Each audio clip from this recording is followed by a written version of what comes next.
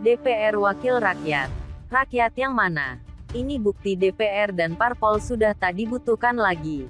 Jadi ini menarik Mas, ada kaitannya ya. Dalam survei kita, dua institusi yang dinilai paling rendah tingkat kepercayaannya DPR dan partai politik.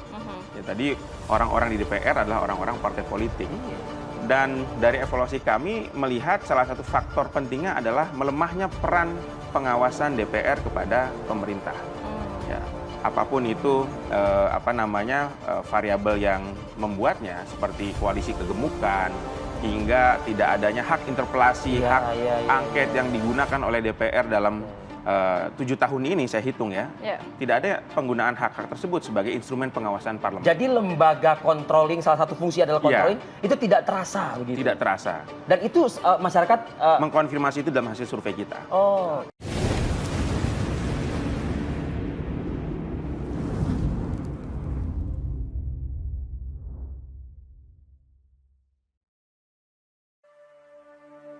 Survei Indikator Politik Indonesia.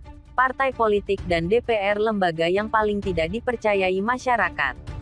Dilansir dari Tempo.co, Jakarta, Lembaga Survei Indikator Politik Indonesia atau IPI kembali mengeluarkan survei kepercayaan publik terhadap beberapa lembaga negara.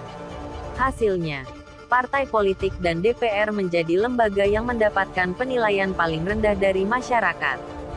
Direktur IPI Burhanuddin Muhtadi mengatakan tingkat kepercayaan publik terhadap partai politik merupakan yang paling bawah.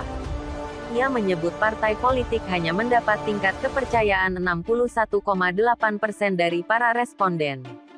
Berdasarkan hasil survei, bahkan hanya 2,8% masyarakat yang menyatakan sangat percaya terhadap partai politik, 58% menyatakan percaya. Sebanyak 30,8% menyatakan kurang percaya dan 4,2% menyatakan sangat tidak percaya.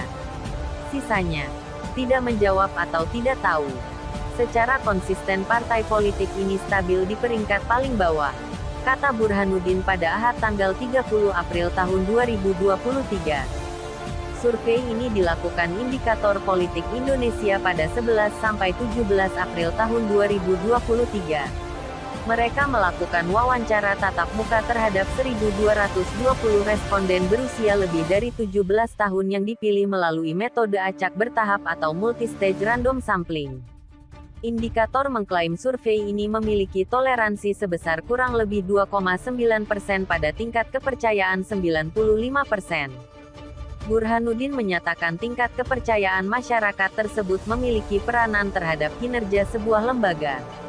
Sementara itu, ia menyebut partai politik memiliki peranan besar di dalam tatanan kehidupan di Indonesia.